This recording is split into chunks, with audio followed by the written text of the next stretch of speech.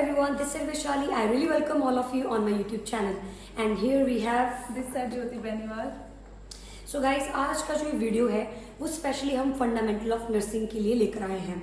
यहाँ पर ज्योति बेनीवाल आपको कुछ टॉपिक्स बताने वाले हैं और कुछ टॉपिक्स मैं आपको बताने वाली हूँ जो कि फंडामेंटल ऑफ नर्सिंग एनक्लेक्स में बहुत ज़्यादा यूजफुल है। बट उससे पहले हम लोग ये डिस्कस कर लेते हैं कि फंडामेंटल नर्सिंग में कितनी ज़रूरी है। आई मीन एनक्लेक्स में, नर्सिंग में तो है ही। So what do you think? Ma'am बहुत सारे कंसेप्ट है जो फंडामेंटल्स में पढ़ते हैं जिससे हम एमएसएन के क्वेश्चन को भी सोल्व कर सकते हैं और काफी वेटेज रहता है। अगर हमारे फंडामेंटल स्ट्रॉन्ग है तो चांसेस बढ़ जाते हैं काफी NCLEX pass. So what do you think, आपके एग्जाम के अंदर कितना फंडामेंटल का टॉपिक्स आया था?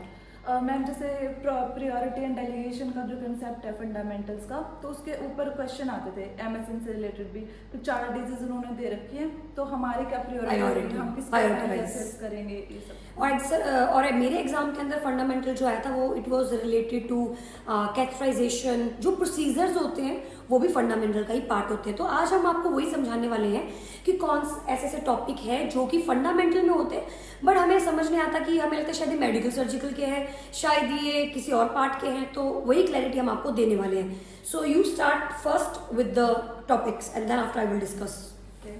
तो जैसे topic negligence and malpractice के ऊपर भी आते हैं कि नर्सेज कभी पेशेंट को नेग्लेक्ट करें जिससे सेफ्टी के ऊपर बात आए, या फिर माल प्रैक्टिस मतलब कोई भी प्रोसीजर गलत तरीके से अगर नर्सेज कर रही है।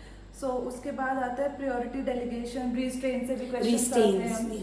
कंसेंट कि हम कैसे कंसीडर करते हैं कि nurses as a witness consent लेती हैं या फिर किस एज में पर्सन कंसेंट साइन कर सकता है, ऐसे क्वेश्चंस। एग्जैक्टली। और गाइस जो टॉपिक्स मैं आपको बताना चाहती हूँ they are will be tips of fundamental questions, मतलब प्रायोरिटी वाइज जो कि इन्होंने बताया। Other than that nursing documentation, ये भी एक बहुत इंपॉर्टेंट कंसेप्ट है। We are vital signs, normal vital signs आपको पता होनी चाहिए, फंडामेंटल का पार्ट है। Maslow hierarchy of basic needs, इसमें आता है ABG, ABC यानी airway, breathing and circulation.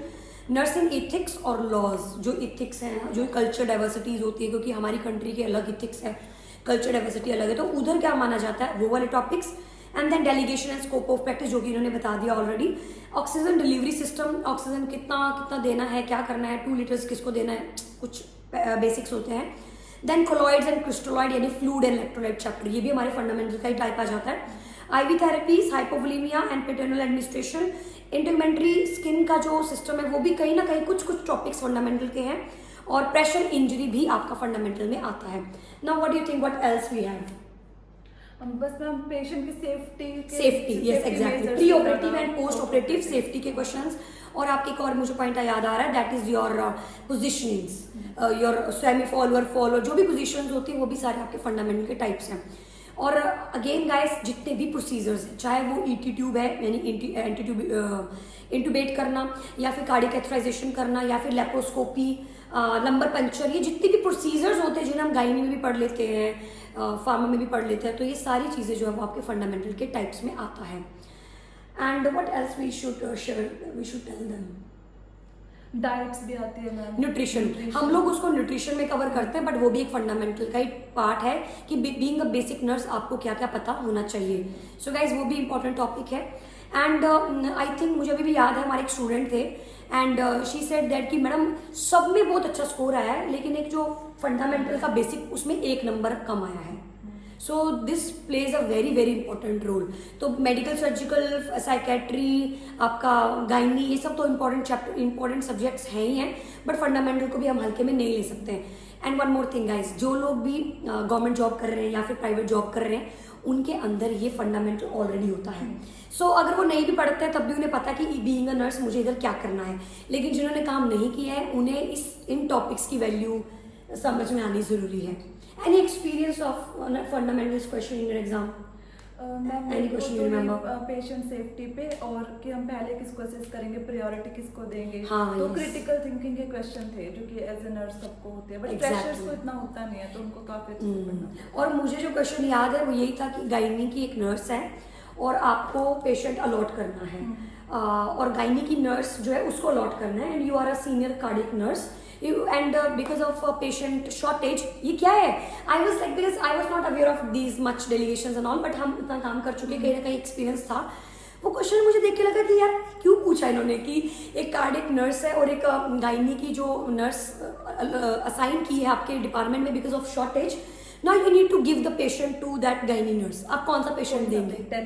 Delegation. तो गाइस तो मैं वही बताना चाह रही कि अगर आप इन्हें बीइंग डेलीगेशन के अंदर पढ़ रहे हो तो आप एक थ्योरेटिकली डाटा पढ़ रहे हो, लेकिन अगर आप कल ऑलरेडी कहीं काम कर चुके हो तो आपको पता होगा कि भाई जब भी हमारे वार्ड में शॉर्टेज होती है तो हम उस स्टाफ को हमेशा वो वाला मरीज देते हैं जो बिल्कुल सिंपल होता है, जिसको ज़्यादा दिक्कत नहीं होती। क्यों? क्योंकि वो दूसरे डिपार्टमेंट की नर्स है, वो हमारे वार्ड में आएगी, उसको तो कुछ पता ही नहीं कार्डियो का, तो definitely we need to give the patient who is very normal, या तो गाइनो से हो सकता है बट कार्डियो में गाइनो में आएगा, बट नॉर्मल पेशेंट को दे सकते हैं।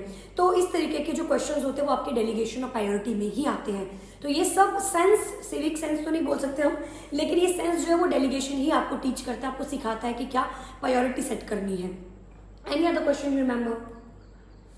क्वेश्चन मैम यही था, मतलब कि पेशेंट्स थे MSN documentation very very important. Documentation के ऊपर भी काफी, हाँ एक आप एग्जांपल बता देना कार्डियो का कुछ।